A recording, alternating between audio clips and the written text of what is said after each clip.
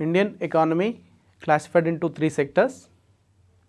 One is agriculture sector, second sector is industrial sector, third one is service sector. Already we discussed about the agriculture sector. Now we are going to discuss about the industrial sector. What exactly the industrial sector means? Industrial sector consisting of manufacturing units and production units. Industrial sector transforming the raw material into finished goods. All these units comes under the category of industrial sector. Industrial sector refers to the sectors of the economy which is related to the manufacturing and production of different products. Industrial sector is a great importance of economic development in our country. Industrial sector plays very good important role in economic development of one country. That is what we are going to discuss now.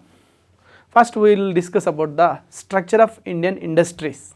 Indian industries are classified into different types based on the usage, based on the ownership, based on the capital, based on the organization, like that. One by one we will discuss it. Structure in terms of usage, industrial classification, structure in terms of usage. First one is basic industries. Basic industries means which industries are produce the capital goods, machines, machinery units, all comes under the basic industries category. Second category, industries producing consumer goods. The industries which are producing consumer goods, textiles, clothes and some food like that, all these comes under the consumer goods, industries producing consumer goods, that is second category. And third category, industries producing intermediate goods. Intermediate goods are goods which are used in the production of capital goods and consumer goods. The intermediate goods are called, that goods are used in the production of producer goods and consumer goods. Example for the intermediary goods are cement and all that, the type of raw material, okay, not finished goods. Okay. Next classification, that is structure by type of ownership. First one is structure by the usage. Now structure by the type of ownership. Public sector undertakings. Second one is private sector undertaking. Next one is joint sector undertakings. Public sector undertakings is the units which are managed by government, operated and established and managed all this by government. That type of category of industries comes under the public sector undertakings. Private sector undertakings managed by private people, established and managed and controlled by private people. That particular industries comes under the category of private sector undertakings. Joint sector undertaking, some units are managed by both government and private, they comes under the category of joint sector. Okay. Next category, that is structure by size of capital. How many in terms of crores or rupees, based on the capital which are used by in that particular industry, that industries are classified based on that. First one is mega industries, which industries are having more than 100 crores capital, that category comes under the mega industries. Large industries are that industries which are having more than 10 crores and less than 100 crores. Next C category, that is medium industries. Medium industries are in the category of more than 5 crores and less than 10 crores. Next one, small industries. Small industries more than 25 lakhs and less than 5 crores. That type of industries are comes under the category of small scale industries. And micro industries are industries which are having less than 25 lakhs of investment as a capital, that category called micro industries. Cottage industries are household industries, which are units are operated by the household members, and this type of industries are called cottage industries. Ancillary industries are industries which are produce the goods which is useful for the large scale industries. They supply the semi finished goods to the large industries, that's why they are called ancillary industries.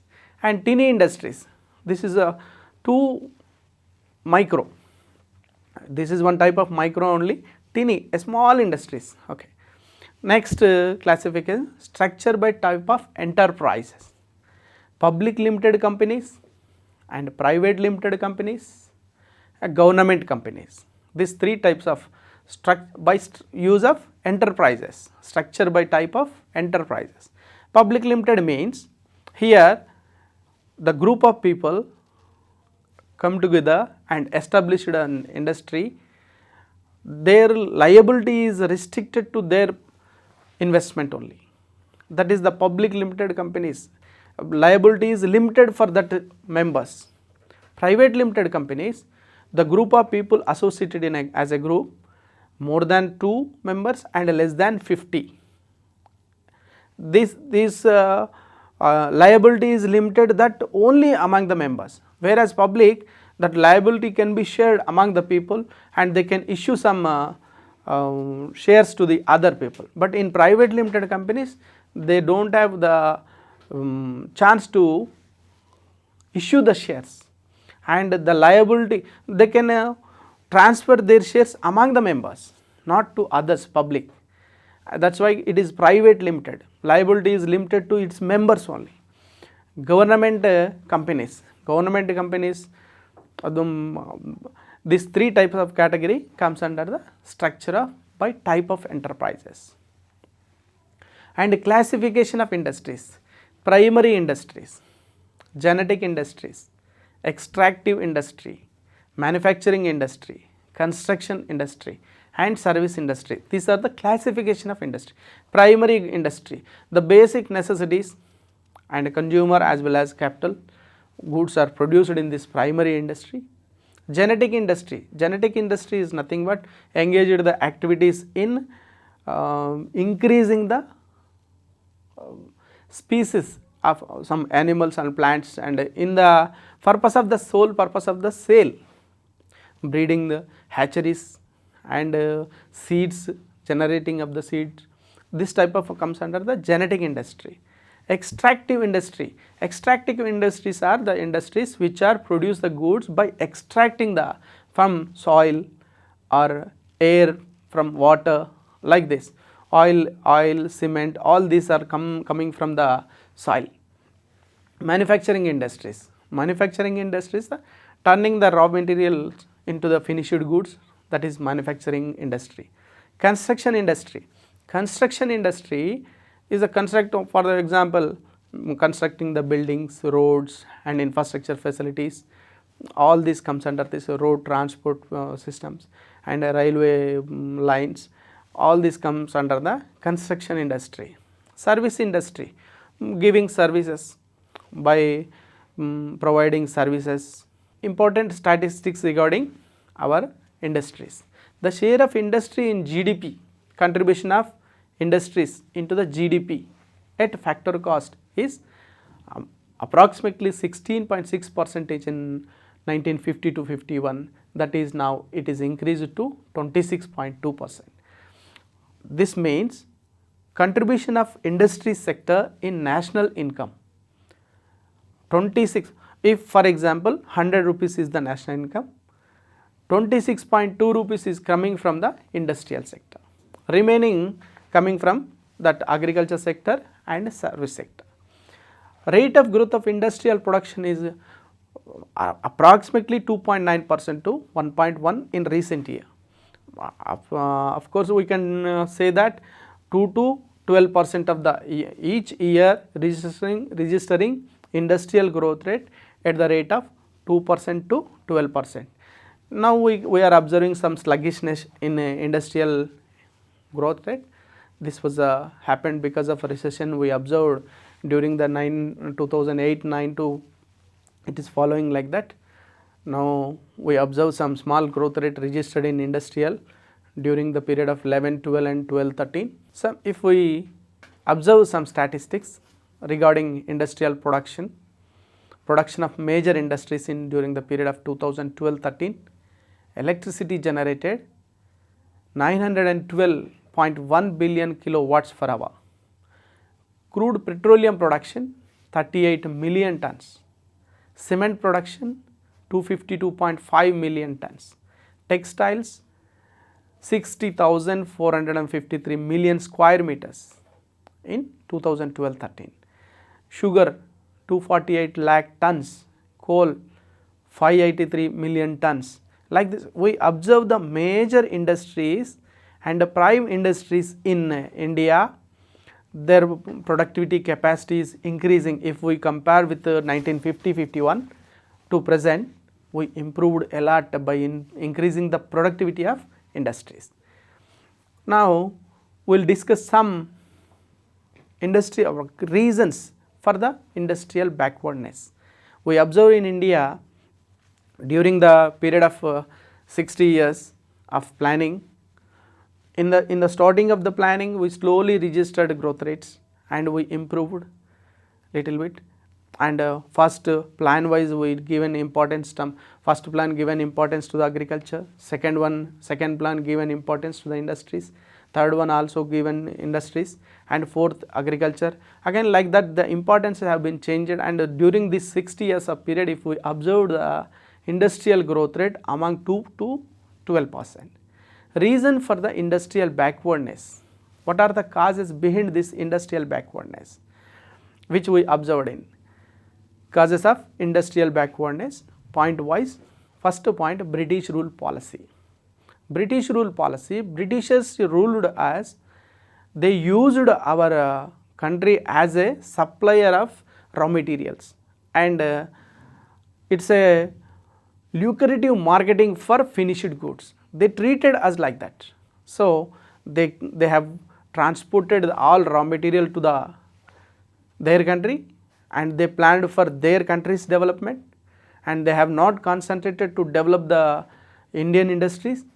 So they used for supplier of raw material and a good market for the finished product which is completed in their country. They transported, they exported to our country. Finished goods are exported, taken by raw materials are taken by them, and the same raw material is turned into the finished goods, and again that finished goods supplied to the India. That was the main cause for the industrial backwardness in India. Lack of mineral resources. Some resources are not available at the time, and oil products, if we observe the petroleum products and coal, these mineral resources are lack of these mineral resources, we cannot registering high growth rates in industrial. One of the reason for this, due to this reason industrial backwardness we are observing. Lack of capital. Capital means capital is accumulated with the help of savings. If the people earn more incomes, they do more savings.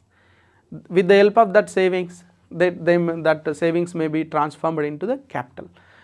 Because of the low income levels we are observing in India, our saving limits also very low, savings also very low. Because of that we are observing a lack of capital. Due to this fact we are observing industrial backwardness. Lack of credit facilities. Lack of credit, there is no such institutions or institutionalized credit facilities for the industries. Due to this reason also we observe that industrial backwardness. Lack of credit facilities. Lack of foreign trade. Foreign trade also, we are not technically developed, our finished goods are not competitive with the other countries in quality and quantity wise. So our foreign trade is very less during the starting period of Indian planning. For that reason we are not earning a foreign exchange reserves, which is very important to import the new modern technology. Due to lack of foreign exchange, reserves, we are lacking behind in the industrial progressiveness. Lack of technical experts. This is also one of the constraint for the industrial backwardness in India. If we observe that we are not having technical experts and we are spending lot of amount to import the technical experts from the other countries, we are spending more amount on that. This is also one of the reason for industrial backwardness. Next, lack of transport facilities. In India, there is no infrastructure facilities, such infrastructure facilities are not developed. Whatever the infrastructure facilities we are having, it is not that much quality, and due to that factor we are observing some backwardness in industry. If we observe that road facilities and communication facilities, lack of these facilities also we observe the industrial backwardness. Next, lack of industrial research. Our industries are not concentrating on research and development wing. They are not, and the industries are not spending their amounts on research and development and innovative things. Every industry to develop themselves, they have to concentrate on research and development. Every time to improve the quality and quantity and productivity and production, they have to concentrate on research and development wing. But lack of industrial research, no innovative things are coming out, so we are observing underdevelopedness in industrial backward. Energy crisis. We are facing some energy problems. Sufficient electricity production is not there, and sufficient petroleum production not available in our India. This type of leads to underdevelopedness. Increase in taxes. Government is also to collect the revenue for the administration purpose, they are increasing taxes. Because of these taxes also, it is not encouraging the people, those who are coming forward to start industries, and that is also one of the point. Okay. Limited market. In India, our production, our industrial products, they are having limited market area. We are not able to compete with the foreign markets, and we are not able to compete with the other countries' goods in quality, and for that purpose our industrial products restricted to limited market. Attitude of the labor is also different, and if they are getting much salaries, they won't work for hard, and if they are not getting sufficient salary, they go for strikes. This type of attitude of labor is also obstacle for the industrial development. Defective planning. They are not making proper planning, utilizing the resources and utilizing the investments, and making innovative things, and making changes in the product. Even though they are planning, that planning is not according to they are not moving. So defective planning also one of the major in industrial backwardness. For this purpose, to solve the industrial problems and to overcome the industrial backwardness and registering high growth in industries, industrial development, our government, after getting independence, they started industrial policy resolutions. Under the name of industrial policy resolutions. Government issued so many industrial IPRs. IPRs means industrial policy resolutions.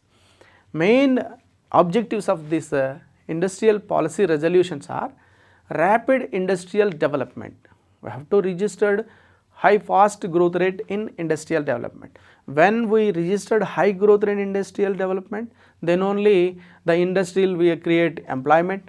The industry can increase the products, goods and services which are useful for the people, and all this necessary. With the help of industrial development only, the country will be registered high growth rates. Okay, that's why the first objective is rapid industrial development. Second one, balanced industrial structure. The balance should be maintained in industrial structure. Not only the concentration on basic industries, not only concentration on consumer goods industries, and we have to bring balance between these two industries, and prevention of concentration of economic power. Economic power should not be concentrated in few hands. If some people only coming forward to establish the industries, and they are increasing industries, and they are making huge amounts of the income, that income is concentrated in few hands. But whereas industrial policy resolution, one of the objective is prevention of concentration of economic power. They are encouraging through the industrial policy resolution, everybody should come forward and establish the industries, that income should be earned by all the people, and income should be shared by among all people. That is one of the objectives of industrial policy resolution. And balanced regional growth also. Some places they are attracting the huge investments, and they are establishing the industries, and that is industrially developing regions. If we observe some presidential areas of British rule, Bengal, Calcutta, and Bombay, Maharashtra, and Tamil Nadu, Madras, these presidential towns, if we observe, industrially they developed. Because of this, imbalance will be appeared in regional imbalances. One of the objectives, industrial objectives, is balanced regional growth. Balanced regional growth. By adopting this method, every area should be given priority, and if the backward areas are there, the government should encourage the industrialists to establish the industries in backward region, so that balanced regional growth can be achieved. These are the main objectives of industrial policy resolutions. The first policy, industrial policy resolution 1948, this was issued in April 6, 1948. This is the first industrial policy resolution. In this, industries are classified into 4 categories. Exclusive state monopoly. In this type of industries, only state can establish, state is having monopoly in that.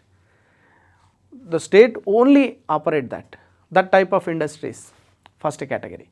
State monopoly for new units, whatever the industries established earlier, that can be in a private, but new industries starts only by state, that type of category. Second one, state regulation. Some industries established by the private people, but regulation must be by state.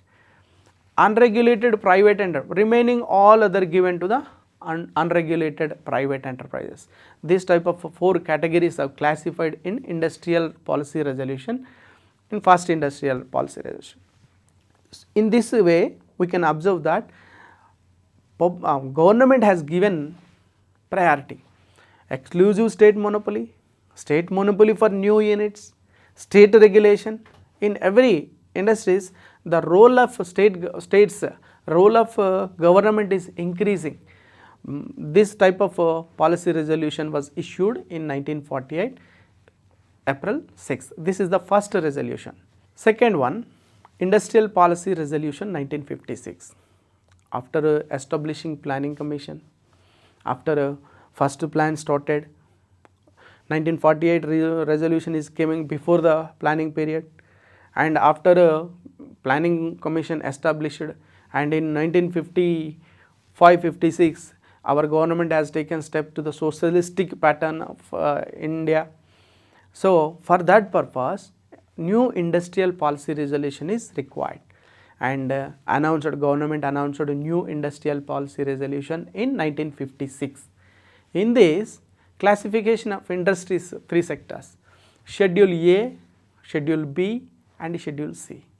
In Schedule A, 17 industries were given, like important arms and ammunition, and atomic energies, like that. So chemicals and hazardous chemicals, explosives, and all this comes under that 17 industries. Schedule A contained 17 industries. In these 17 industries, the new industries and should be maintained and operated by government only. Schedule B contained 12 industries.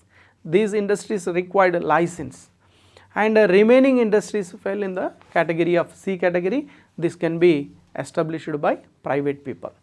This is the classification. And second, assistance to the private sector. Private support was given by the government sector to the private sector.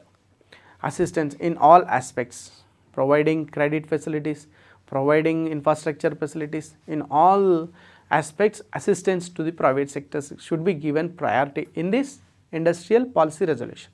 Expanded role of cottage and small scale industries. In this 1956 resolution, expanded role of cottage industries and small scale. Balanced industrial growth among various regions. Again, regional imbalances. To control the regional disparities, we have to give importance to the regionally balanced regional development. For that purpose, balanced industrial growth should be there, and establishing the industries in remote areas, backward areas is also very necessary. In this way, balanced industrial growth among various regions. Role of foreign capital. It is recognized the role of foreign capital and giving a chance to the role of foreign capital. Development of managerial and technical cadres. Government has concentrated on improve the skills, managerial skills and technical skills by giving training facilities.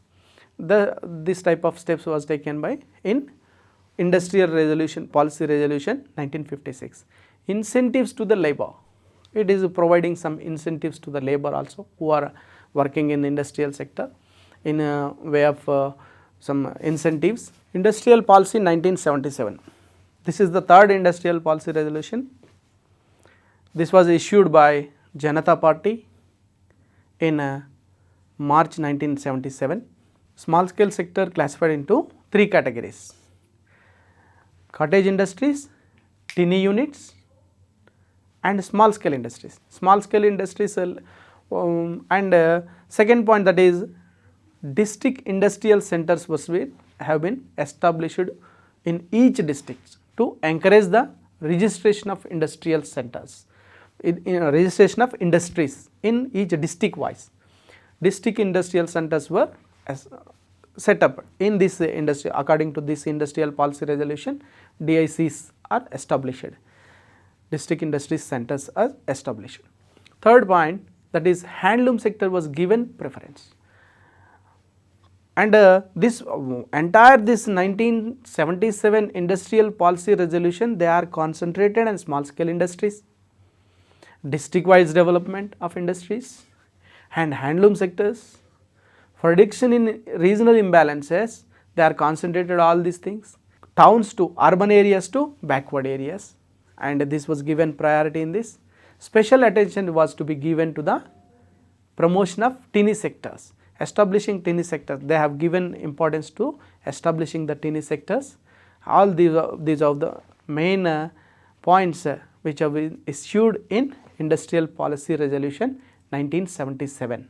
Next, again government has been changed in 1980. Again Congress party came into the ruling and they changed the old industrial policy resolution which was given by Janata Party. On July 25th, 1980, Congress party announced the new industrial policy, that was industrial policy resolution 1980. Again their concentration is also almost all the same, little bit change. Revitalization of the public sector, strengthening the public sector, economic federalism, they concentrated on the economic federalism, redefining the small units. According to the 1977 industrial policy resolution, tiny industries limit is 1 lakh, and in this tiny unit limit is increased to 2 lakhs, and small industries investment limit is also increased to 2 lakhs. That is small industries and ancillary industries. Ancillary industries are industries which are useful for the large scale industries. Promotion of rural industries, removal of regional imbalances, industrial sickness, regulation of unauthorized excess capacity. these are all the points which are given in Industrial Policy 1980. This was issued by Congress Party in 1980. Then Industrial Policy Resolution 1991. Examination point of view, this is the very important Industrial Policy Resolution. This was issued by P.V. Narasimha Rao and Manmohan Singh. P.V. Narasimha Rao is the Prime Minister at the time, and Manmohan Singh is the Finance Minister. We are facing some economic crisis in India. So at that moment, LPG policy was undertaken with the help of this Industrial Policy Resolution. The government announced new industrial policy on July 24, 1991. The major objectives of this new policy is to build on the gains already made, to correct the distortions and weakness that might have crept in Indian economy, to maintain the sustained growth in productivity and employment, to create employment, to improve the productivity of industries, to attain the international competitiveness. We have to attain the international competitiveness by improving the quality of production, quality of products. This is the main objectives of Industrial Resolution Policy 1991. To achieve that objectives, some initiatives which have taken in this policy are: first, abolition of industrial licensing. Total industries not required to industrial licensing. For only some 6 industries are required for licensing. According to the 1991 industrial policy, it was restricted to only 6. Earlier it was the number is 17. Now it is not required. All that industries are not required for the licensing. So they abolished the licensing system. Public sector role is diluted by giving a chance to the private. Then reserved industries number is reduced to only 3. That is arms and ammunitions, and atomic energy, and railway transport. These 3 only reserved in government sector, but remaining all other given to the private sector. Public sector role is diluted, and MRTP Act is amended. According to the MRTP Act, every company which is having more than if they are crossing 100 crores of worth of capital, if they are expanding, before expanding they have to apply for the permission. That is the MRTP Act, Monopoly Restrictive Trade Practice Act. This was amended. That threshold was removed. The 100 crores limit is removed.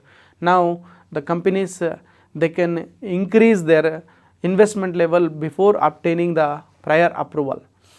That MRTP Act is amended to encourage the people, those who are having capacity to increase the industries, they can increase like that.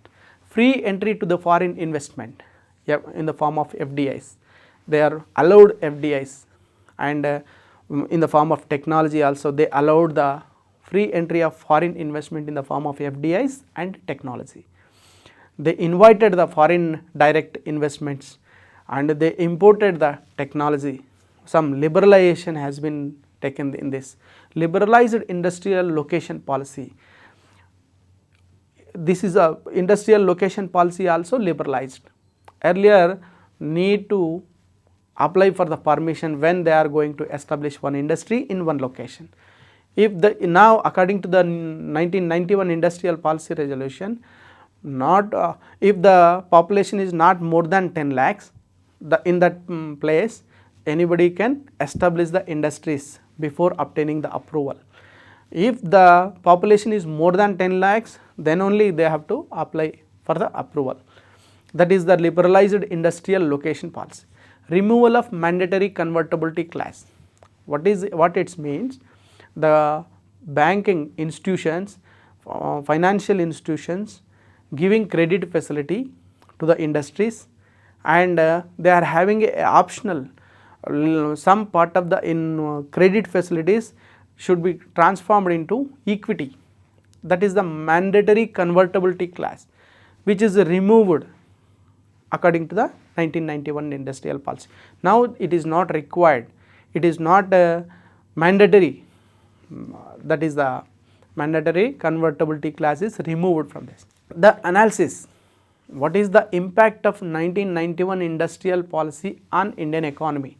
Some positive impacts are there, some negative impacts also there. First we will discuss about the positive impact.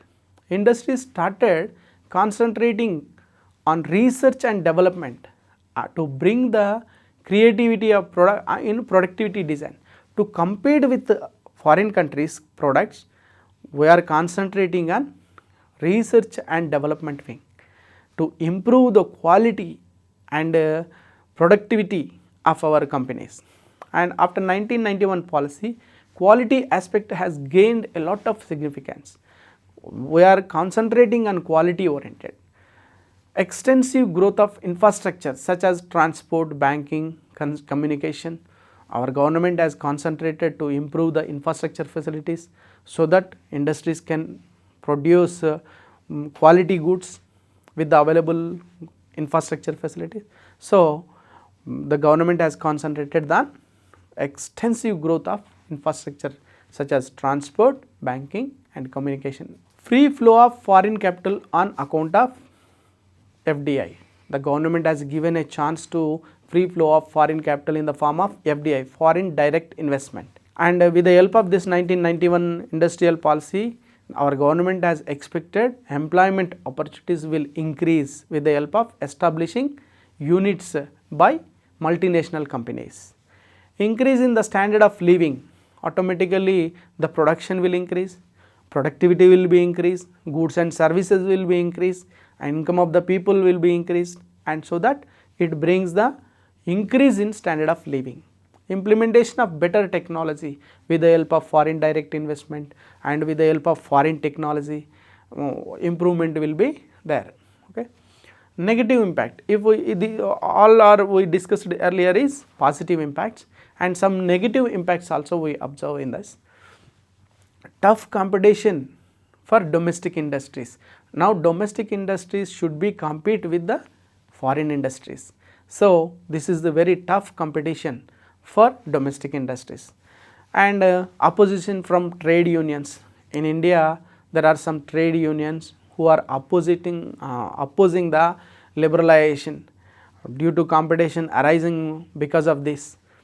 And unemployment, here in positive we will discuss that increasing employment opportunities, but as we expected that much employment is not created with the help of 1991 industrial policy resolution.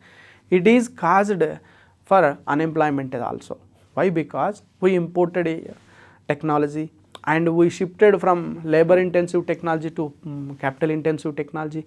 We used advanced technology, so that is instead of increasing the employment, it is decreased the employment chances. So unemployment is increased. Indiscriminate use of natural resources of our country by multinational companies. Multinational companies they used our natural resources indiscriminately. That may be some negative impact on Indian economy. Distortions in the production structure, and this type of negative impacts we observe in 1991 industrial policy resolution. What is the meaning of special economic zones? Special economic zone is a geographical region that has economic laws different from country's typical economic laws. They have different laws. They are established for increasing the foreign investments. They should attract the foreign investment. Our productivity should be increased, production should be increased, so that we can our exports will be increased with the help of SEZs. The special economic zone policy in India first came into the inception of on April 1st, 2000. The prime objective was to enhance the foreign trade and provide the international competitiveness for exports. We should increase our exports with the help of some incentives given to the industries in which is established in the special economic zones by giving credit facilities at a lower interest rate and some incentives in the form of tax reductions, this type of facilities. Total types of 𝗧𝗔s: multi-sector 𝗧𝗔s, the required 1000 hectares, sector specific 𝗧𝗔s, 100 hectares is required for this.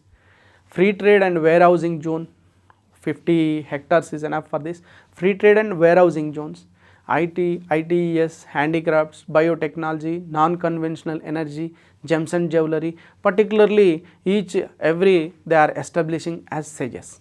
Small scale industries, role of small scale industries in economic development of one country. We will discuss in the point of view of Indian economy. Okay. First, what are the characteristics which we observe in small scale industries? First, ownership by limited people or a single person or a group of people in the partnership, and management and control by active person. Even though there is a partnership, but the active person will take care of the management and control, remaining all other sleeping partners. It is a small unit, because if it is small unit operated by and managed by only single person.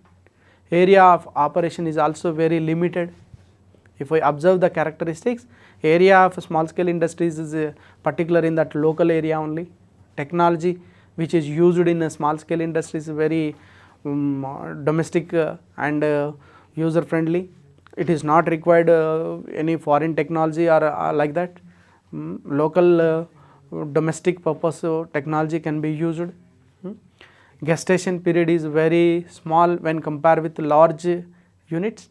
In small scale unit, we observe that gestation period is very less when compared with large scale industries. And flexibility, we can adapt the immediate changes in the productivity and production. Resources can be whatever the resources available in a local area, that resources can be used. Dispersal of units, dispersal of units is very easy in small scale industries. These are the characteristics which we observe in small scale industries. Role of small scale industries in India. Small scale industries generate employment opportunities, enhance the mobilization of resources and entrepreneurial skills, and facilitate equitable distribution of income. Regional dispersal of industries. In this first point we will discuss small scale industries generate employment opportunities. Small scale industries are giving opportunities to the people who are not technically good enough, and only educated people cannot, not only educated people can only in a local area available non-skilled labor also engaged in small scale industries, so that small scale industries generate huge opportunities in employment point of view. Anybody can engage in small scale industries. Enhance of mobilization of resources in entrepreneurial skills. Resources can be mobilized easily by small scale industries, and entrepreneurial skills can be improved with the giving opportunity to the people, those who are in rural areas. First, they have given a chance to improve their skills. It is providing a chance to improve the skills. Third one, facilitate the equitable distribution of income. If the large industry is established by one single person, the huge amount concentrated in one single person. Whereas, if the small scale industries are established by so many people, in number of units are established, and all units are increased their income levels, so equitable distribution we can observe in income distribution. Regional dispersal of industries. Here and there we can establish small industries here and there in backward areas, so that we can bring regional development also. Provide opportunities for development of technology. Small scale industries giving an opportunity to develop the technology. They can apply the new techniques. If it is success, we can improve the technology. Like that, they are providing a chance to improve the technology.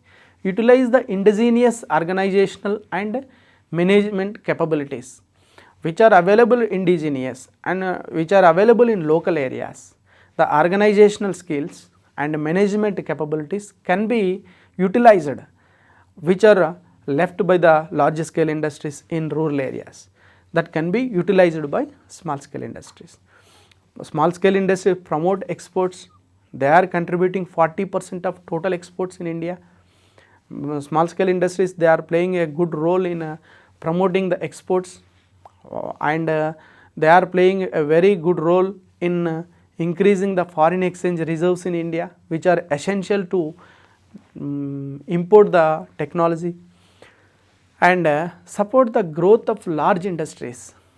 Small scale industries, they are giving their support to the large industries by providing semi-finished goods and by establishing ancillary units which are helpful to the production, increasing the production of large scale industries. Ninth one, that is maintain better industrial relation. With the small scale industries, it is possible to maintain the better industrial relation among the employee and employer. And cottage industries and their importance in India. Cottage industry and small industries are more or less same. Cottage industries is operated by the household members. In India, most of the people there belongs to rural areas, and they depended on agriculture. Agriculture is not providing employment for 3 to 4 months in a year. Because of that, the unemploymentness is observed in family members, and age old members also, they are not at all participating in the economic activities. By cottage industries, we can improve the employment opportunities for the people, those who are 4 months employment is also created by cottage industries, and unused women and age old persons may be engaged in cottage industry. So that in this way, cottage industries is playing very important role in Indian economy. Now, problems faced by small scale industries in India. We will discuss some problems faced by small scale industries. Small scale industries are facing acute shortage of finance in India. Availability of inadequate quantity, poor quality, and even supply of new raw materials is not in a regular basis. Idle capacity, they are not using proper capacity of their units. Indian small scale enterprises are not fully exposed to the latest technology. It is not available, latest technology is they are not using. Small scale industries are also exposed to marketing problems in our country. They are facing some marketing problems. Infrastructure, there is inadequate availability of the transportation, communication, power and other facilities in backward areas. These are the problems, and problems faced by small scale industries of in India. Poor project planning. A small scale unit located in remote backward areas may not have skilled workers. Lack of managerial competence. These are the problems which we observe in small scale industries. What are the measures taken by the government to remove these problems? Credit facilities provided by the government by establishing some credit financial institutions. For example, SIDBI, Small Industries Development Bank of India, which is established in 1990. By establishing industrial estates, by giving all facilities in one place, giving a chance to increase the number of small scale units in one place, that is called industrial estates. By providing infrastructure facilities in one particular place, providing the transport, communication, electricity and information, all this will be available by establishing industrial estates. Testing laboratories, government is established some testing laboratories, so the small industries can be use this facility. Supply of designs, government by employing technical specialists and supplying designs to them. Publicity and information and advertisements will be helped by the government. By providing these facilities, we can remove some problems. And facilities of raw materials, supply of raw materials by government at a cheaper cost, and purchase of cottage industries products. By purchasing the cottage industries products by government at supportive prices, they can encourage the small scale industries. Protection against the foreign competitions, protection against the, by giving some incentives to the domestic small scale units, they can provide the protection against the foreign competition. Establishment of training institutions for small scale industries, every year by conducting training programs, giving training to the people who are engaged in small scale industries, so that capacity can be increased. Handicraft center, by establishing handicraft centers, they can encourage the small scale industry, they can remove some problems of small scale industries. From this industrial sector, the students should concentrate on that. According to which industrial policy resolution our socialistic pattern was observed? Example for answer for this 1956. And liberalization policy, privatization policy, globalization policy implemented in industrial policy resolution 1991. Multiple choice will be given, and question will be framed like that. In which industrial policy resolution LPG policy is adopted? Not direct objective questions, multiple questions will be, multiple answers will be given, and you have to choose among the right. And total, what are the main credit facilities, how they collect the financial, and question may be asked on industrial financial institutions. And problems, what is the main problem of industrial backwardness? Capital deficiency is the main problem which is faced by the Indian industries. What are the main problems? We have to concentrate on this concept. With the help of this concept, we have to draw the answers. Multiple questions will be asked to you, options will be given to you, and you have to choose the right answer by studying this concept. In this way, industrial sector is very important in Indian economy for the economic development of country.